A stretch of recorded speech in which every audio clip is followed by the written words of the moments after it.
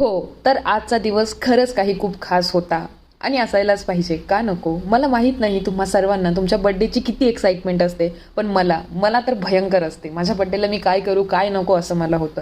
Literally की मला स्वतःलाच पॅम्पर करायला खूप आवडतं. भलेही समोरच्याने किंवा कोणी इतर सर्व माझ्या जवळच्या व्यक्तीने ते केलं, नाही केलं, तरी देखील मला स्वतःसाठी जे मला आवडतं ते मला करायला आवडतं. बर्थडेच्या दिवशी बेसिकली तर खूप जास्त एक्साइटमेंटमध्ये मी असते.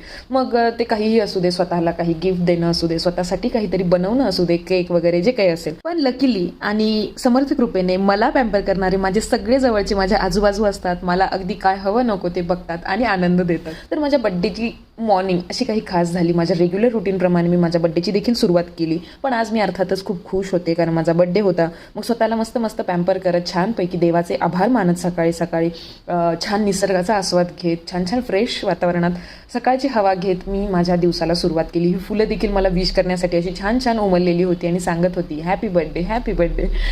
एवढं सगळं होऊन मी छान खाली आले. मग माझं लेकरू उठलेलंच होतं, मला आंघोळीला जायचं होतं. तर माझे लेकरू नुसती मध्ये मध्ये लुडबुड करत होती, तर तिचं ते चालूच होतं. मग नंतर छानपैकी समर्थांनी उपासना करून घेतली. माझ्या बड्डेची सुरुवात त्याही सकाळी इतक्या मस्त मस्त असं समर्थांच्या स्मरणात माझा दिवस सुरू होणं हे मला खूपच भारी वाटलं. मग मला भूक लागली होती म्हणून माझ्याच आवडीचं मी ढोकळा करायला घेतला. मग छानपैकी आज ढोकळा देखील अतिशय आनंदाने वर फुलून आलेला होता आणि मला तो विश करत होता happy birthday Priya, happy birthday Roshni करत.